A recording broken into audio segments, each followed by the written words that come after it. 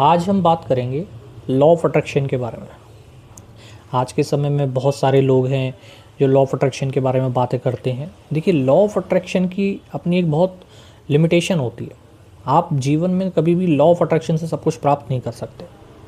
ऐसा मैंने बहुत सारे मेरे क्लाइंट्स भी हैं, मेरा उनसे डिस्कशन हुआ है। कई लोगों ने बहुत सारी बुक्स पढ़ी हैं, सीक्रेट बुक, हीरो, इसी प्रकार के बहुत सारे राइटर्स हैं, बुक्स हैं।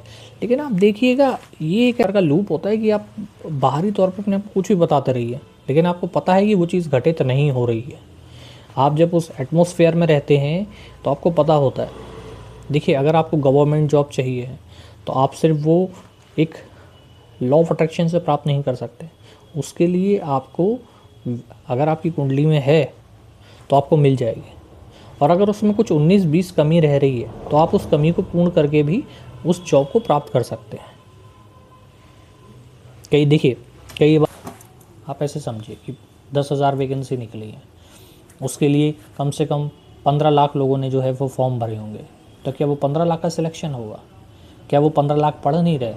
क्या उन 15 लाख में से 1 लाख भी नहीं पढ़ रहे, लेकिन जॉब तो सिर्फ 10,000 को मिलेगी? तो वो कैसे होगा?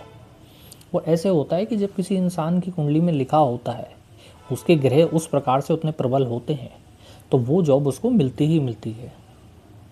और अगर किसी कारण से वो उस लेवल तक नहीं पहुंच पा रहा है तो वो कुछ ग्रहों के उपाय करके उस जॉब को जल्दी प्राप्त कर सकता है। वो कहते हैं ना, जब लोहा गर्म हो तभी चोट करनी चाहिए। यानी सही समय पर किया हुआ प्रयास ही आपको जीवन में सही जगह ले जा सकता है, वरना आप ज़िंदगी भर भटकते रहेंगे।